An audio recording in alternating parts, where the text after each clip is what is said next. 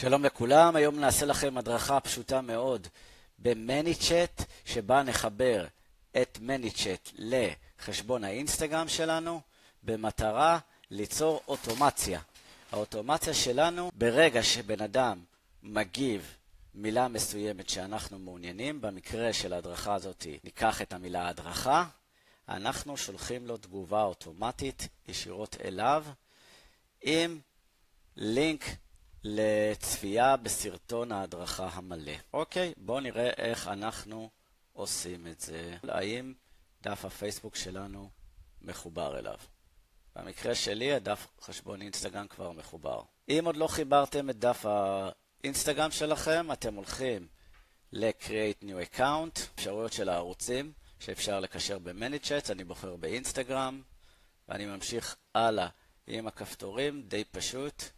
להתחבר דרך מטא, שאני מחובר לחשבון הפייסבוק שלי, אני יכול ליצור את החיבור עד הסוף. הגענו לחלק המעניין, עכשיו בואו נבנה את האוטומציה. הולכים לאוטומציות, בוחרים ב-New Automation, יש לנו פה טמפלטים שאנחנו יכולים לבחור מביניהם, אני בוחר ב-AutoDM Link from Comment, שזה בדיוק מה שאנחנו רוצים. ולמעשה אני יכול להתחיל את האוטומציה. יש לנו אפשרות לבחור האם האוטומציה תפעל על כל הפוסטים האלה, או לבחור פוסט ספציפי. אני בוחר פוסט ספציפי, אני בוחר את מילת ההפעלה, במקרה שלי ההדרכה, וממלא מהר את כל שאר החלקים, שזה אומר מה קורה כאשר הם לוחצים על ההדרכה. הם יקבלו מסר אוטומטי ממני: היי, איזה כיף שאתה כאן, תודה רבה להתעניינות, לחץ על הכפתור למטה ונשלח לך מיד את הקישור.